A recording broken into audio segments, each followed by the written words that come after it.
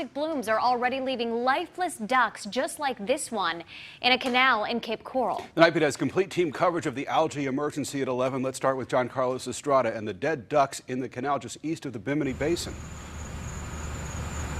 Chris, that's right. 2 of those ducks remain in this canal. Just take a look. One is right here floating nearby, face down. And actually, FWC got back to me and they said they actually asked the neighbor if they could grab, bag, and freeze this animal so they can test it.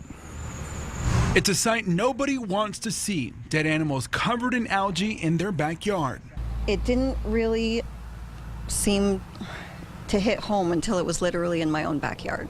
Just this morning, Maria Farmer says these ducks were alive. It was just so fast, and then the first thing I thought was, oh my gosh, what if that had been a child? Farmer and her boyfriend thought about burying the dead ducks. I actually felt like, you know, the ducks, they were living creatures. They deserve the respect of a burial.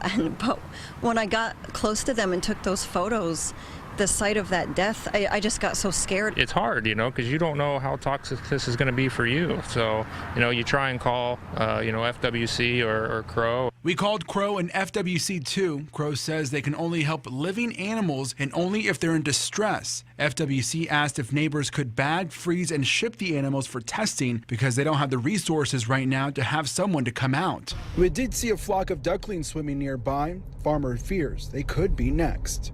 When you see these little ducklings over here, what sort of goes through your mind? They're going to die.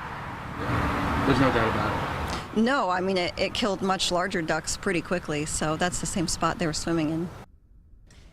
And speaking of that, John-Carlos, within the last 45 minutes, I understand those neighbors you talked to actually went and picked up one of the ducks?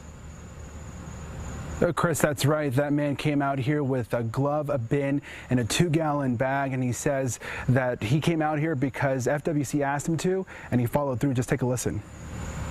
More thing that we can do to try and help, if they can find out, exactly what went on, maybe it's just one more piece to, help bring about some change.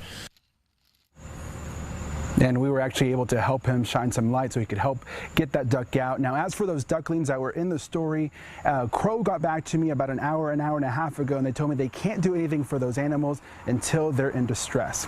On the Night Beat, John-Carlos Estrada, Wink News Now. All right, John-Carlos, thank you. This new video brings back memories of how rescuers cleaned up animals after the oil spill in the Gulf.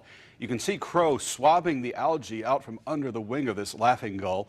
Sanibel Clinic hooked up an IV to flush out the toxins. A volunteer saw the bird stuck and not able to fly in a Cape Coral canal.